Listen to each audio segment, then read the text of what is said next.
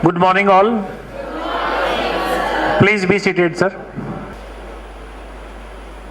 All are comfortable? Very first time I am so happy to see that the number of girls and boys are almost equal. Not big difference. In usual we happen to find that the difference is more 70-30, but today it seems 55-45. But in terms of achievements it's just reverse. Okay, so we have to pay attention to that particular thing. Dear children, you know very well that I have been to all the classes, all the sections, and individually I have touched upon every student in the class. Is there any student whom I could not touch and the student was present in the class? Maybe those who were absent in the class, they could not be touched upon by me, but those who were present, I have touched upon each and every student. Whether the student is improving or declining or equal to whatever it is. And I think in some of the classes I spent 6 periods, 5 periods also. 12th bio, how many periods I have given? 12th bio, how many periods? 4 periods. 12th maths? 5 periods. 12th commerce? 6 periods. 12th arts? Yes? 4 periods. Fine. So you don't recall exactly how many periods I have been to. See, the entire purpose of my visiting to the classes was not about any particular subject, not about a particular teacher, and nothing except academics. Time and again we keep listening these things through different modes, that marks are not everything. It's a rat race. Even in my own participation there in the different other shows, I also have spoken that we should not only go beyond, after the marks, we should develop some skills among the students. I fully agree with the same, but there's a different version here which you all need to listen carefully. We are coming to the school and studying for 15 years altogether, starting from nursery, LKG, UKG, 3 years, then 12 years as from 1st to 12th. So 12 plus 13, 3, total it comes to 15 years, am I right? Total it comes to 15 years. Out of these 15 years, I thought of that if we focus for 2 years exclusively and maximum for our academics, then it really becomes a testament of our talent regarding our learning in the form of our mark sheet, which remains with us and produced by us at all occasions of our life till our death. Not only till retirement, even after retirement also. It is being put up by us for different occasions. So these are the important documents which speak about you, that how good you have been when you were free from all worries of the world and you were there in your prime productive age. That is very important. And especially class 12th is so important because after this you will be completely free from all these kind of helping hands and your mentors, because nobody is going to care you at that particular time. Maybe we don't get anything there through the marks. Maybe we don't get admission into NEET, IIT, CUET, CPT, CLAT, NDA, whatever career opportunities are there. Maybe we don't get entry into any of the career opportunities based on our marks. It is absolutely right. But very important thing we need to keep in mind, that when we go to these coaching institutions after 12th class, there are some sorts of financial concession based on your marks in 12th. That is one thing. Another thing, we definitely cannot counter the statement that those who are getting good marks are intelligent. And those who are not getting good marks, they are not intelligent. There's a famous dictum that if a child is getting good marks, obviously that child is intelligent. The one who is not getting good marks, maybe there are other reasons of not getting good marks. We cannot label entirely the child that the poor child. But mind you all that it definitely speaks volume about your own intelligence, your own learning, your own picking up, and your ideas and concepts in the particular subject which you studied in class 12th. So it surely gives you a kind of valid certificate of your good knowledge about the subject in class 12th. your parents, your guardians, and your neighbors especially.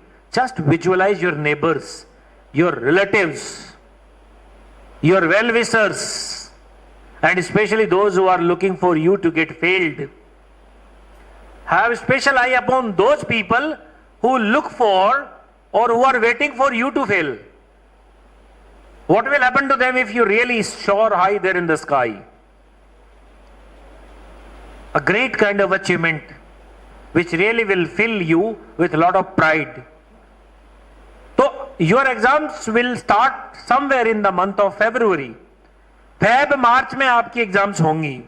तो मेरा कहने का मतलब क्या है कि प्यारे बच्चों, आप फरवरी मार्च में एग्जाम दोगे तो फरवरी में जाकर के पढ़ोगे तब सब हो जाएगा क्या? बताओ. आपको अपने मसल्स बिल्डअप करनी है तो जिस दिन आपको बॉडी शो में जाना है उस दिन सुबह से शाम तक खूब खींच लिया और शाम को जाके खड़े हो गए, बिल्ड होगी. Can you do it?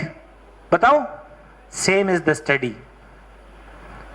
हम सब लोग मिलजुल करके और इस पूरे मिशन को कामयाब करने के लिए अभी से लगें तो उसके बहुत सारे फायदे हैं.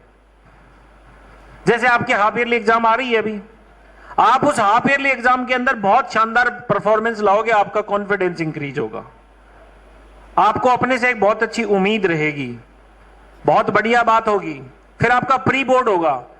दिसंबर तक you really must be so confident of your preparation that you really do the chills there in January and February. And मौके पर एंड टाइम पर भागदौड़ करते हुए जिंदगी में कुछ करते हैं, और ये भी नहीं हुआ और वो भी नहीं हुआ, आज तो पता नहीं क्या होगा, लेट हो गया, वो भी छोड़ दिया, वो भी छोड़ दिया, कुछ नहीं किया. जो आता है वो भी इंसान भूल जाता है, कभी भी देख लेना. वेल ऑन टाइम की प्रिपेयर्डनेस रियली बहुत ही काम की. एयरपोर्ट पर जाते हैं, एयरपोर्ट पर हमें बोर्डिंग पास लेना होता है, बहुत सारी और चीजें करनी होती है, फॉर्मेलिटीज अपना चेक कराना पड़ता है, बैगेज वगैरह ये सब. और अपने को पता है कि entry there has to be at least 45 minutes before there into particular door. और हमारे पास में मात्र 55 मिनट्स बचे, 10 मिनट्स है. तो देखो हालात क्या होती है. भागम भाग, पता ही नहीं मशीन का बटन दब कुछ रहा है, दबा कुछ और रहा है, हटपटाट हो रही है, बहुत मुश्किल होती है. So prepare yourself very nicely right now itself. Don't wait for the last moment. Procrastination is again against the success. तो इस पर्पस को ध्यान में रख करके ही, और क्लास के अंदर सब में पर्सनली मैं गया हूं, एक एक बच्चे को टच किया है कि तुम्हारे पिछली बार के किस सब्जेक्ट से अब की बार किस सब्जेक्ट में पिछली बार से कम मार्क्स हैं. कोई ऐसा बच्चा है जिसको मैंने टच नहीं किया हो subject wise, overall total.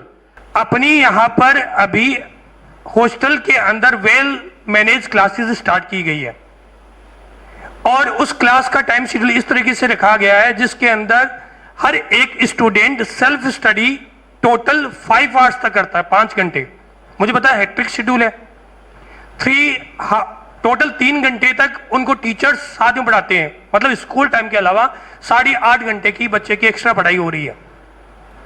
Problem आएगी, लेकिन मेहनत कर रहे हैं, रिजल्ट भी आएगा.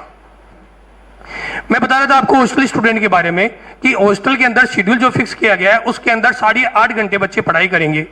मैं ये नहीं कहता कि आपको हॉस्टल में आना है, किसी को नहीं कह रहा. आपके साथ वर्ष में माइंड में सेट हो, पेरेंट्स सेटिस्फाई हो तो हॉस्टल में आने की बात करना, अदरवाइज मत करना. मैं ये कहता हूं कि वैसा ही शेड्यूल आप भी बनाइए. अपने घर पे तो बना सकते हो ना, पैसे भी नहीं लग रहे. आप भी अपने घर में वैसा ही शेड्यूल बनाइए. 8 घंटे 8.5 घंटे यदि आप लोग सेल्फ स्टडी नहीं कर पा रहे हो, मतलब आप लोगों का रिजल्ट नहीं आएगा. आप लोगों को जो अभी मेहनत करनी, टाइम कितना बच्चा खुद सोच के देखिएगा. अक्टूबर में कितने दिन मानते हो आप लोग?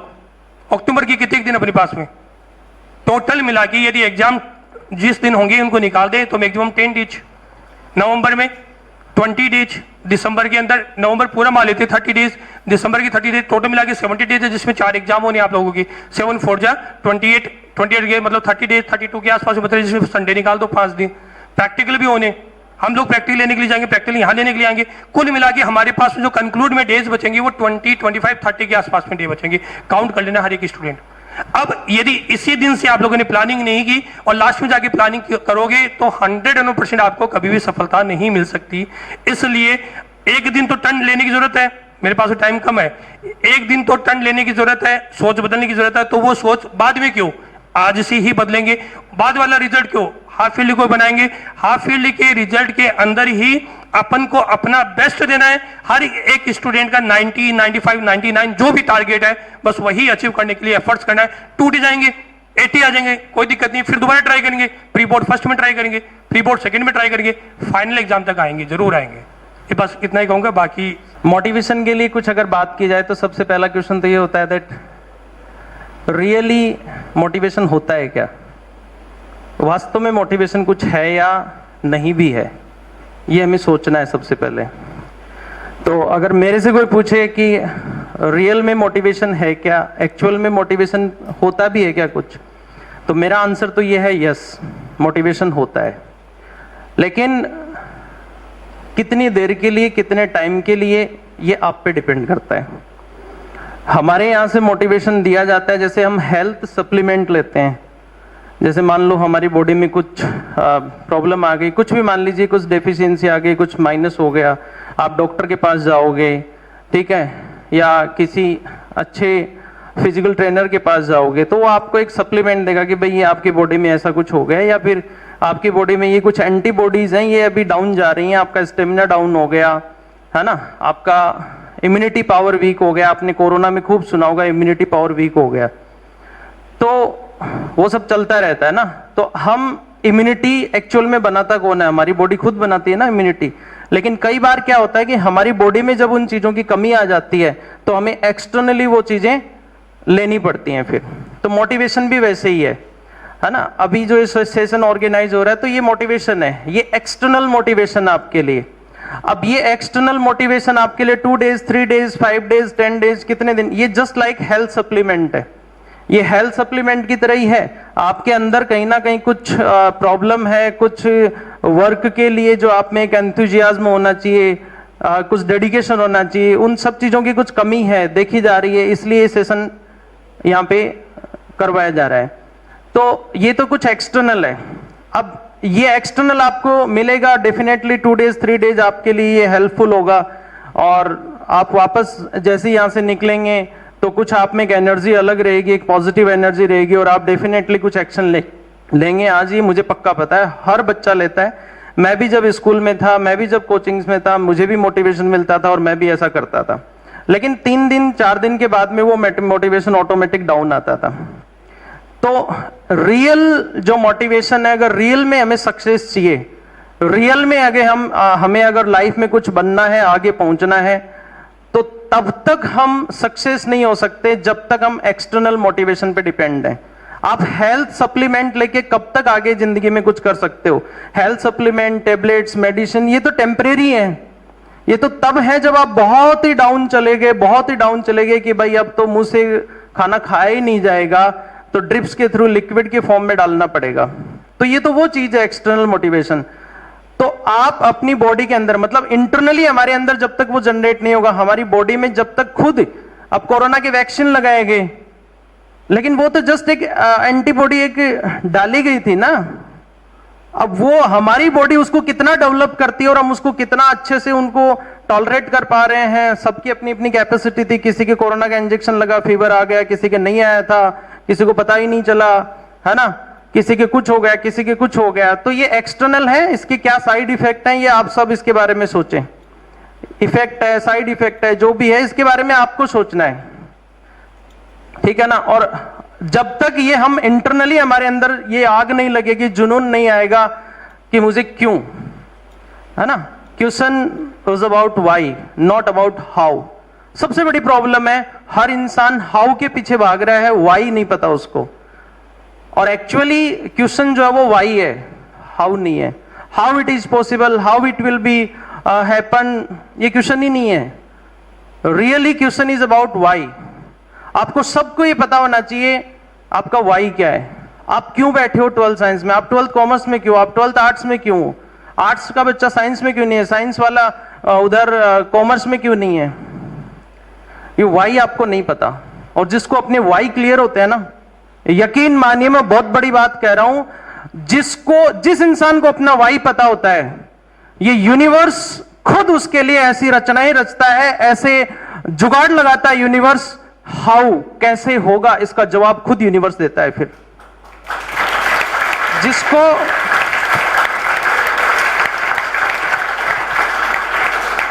तो आपको अपना वाई क्लियर करना है, हाउ के बारे में नहीं सोचना, ये कैसे होगा कभी मत सोचो, हमेशा ये सोचो कि ये मुझे क्यों चाहिए। उसके लिए पागलपंथी होनी चाहिए कि ये मुझे क्यों चाहिए, मुझे 12th में 95% क्यों चाहिए, इसका वाई आपके पास होना चाहिए। बस ये है ना आपके पास में, कैसे होगा मत टेंशन करो इस बात की। आप दिन में 10 बार बस इसके बारे में सोचो कि नहीं यार ये नहीं मिलेगा ना तो मैं जी नहीं पाऊंगा, ये नहीं मिलेगा तो मेरा तो कुछ है ही नहीं। तो ये वाई आपका क्लियर होना चाहिए कि why I want to achieve this marks, why I want to achieve this step. 12th तो चलो एक ये फर्स्ट एग्जाम है लाइफ का, इसके बाद तो बहुत सारी एग्जाम होंगी। तो आपका वाई जिस दिन अच्छे से क्लियर हो गया ना, आपको ये पता होगा ना कि ऐसा क्यों करना है लाइफ में, इसके लिए क्यों चाहिए, ये क्यों चाहिए। बस जिसका क्यों क्लियर है, हाउ के आंसर खुद यूनिवर्स अपने आप उसको प्रोवाइड कर देता है, कैसे होगा क्या होगा। तो अभी आप सब लोगों को मिनिमम बता रहा हूं मैं, स्टेप बाय स्टेप होता है, एकदम से नहीं होती हैं चीजें, क्योंकि पूरे साल का काम 1 महीने में नहीं होता, 12 महीने का काम। आप अपने जो आने वाली एग्जाम है उसके लिए मन में बस एक चीज का संकल्प ले लें कि मुझे मिनिमम 2 डिजिट इंप्रूवमेंट लाना है, छोड़ करके 90% एंड अबोव वाले बच्चों को। अब जिनके 90 एंड अबोव हैं वो तो 10% इंप्रूवमेंट कैसे ला पाएंगे, ये तो सोचने वाली बात है। बाकी सबको मिनिमम टारगेट ये रखना ही है। चलो मैं मैक्सिमम ये भी मान सकता हूं कि जिनके 85 एंड अबोव है, तो 85 वाले को भी 10% में 95, तो इतना बड़ा जंप उस एज में उस स्टेज में थोड़ा सा डिफिकल्ट होता है। मैं कोशिश करते करते करते करते इस पंखे को तो छू सकता हूं 10 दिन में, महीने में, 1 साल में, मैं आसमान को थोड़ी छू सकता हूं, तो वो चीज पॉसिबल नहीं है। तो without taking more time, I just wish you all कि जो बातें आज मुकेश सर ने बताई हैं, विजय सर ने बताई हैं, मैंने बताई हैं, ऐसी ही बातें आपको दिमाग में रखनी है। जो सेकंड सेशन होगा उसमें आप में से 3 बच्चे आएंगे ये मोटिवेशन करने के लिए, और 3 बच्चे बोलेंगे अपनी तरफ से तैयारी करके कि आपको क्या करना है। तो I wish you all the very best of luck for your half yearly examination and we wish to see you all coming up. You must compare yourself and expect from yourself that you are doing it much better, making everybody concerned with you very confident that you are really going to do much better. Thank you once again to all of you. Thank you.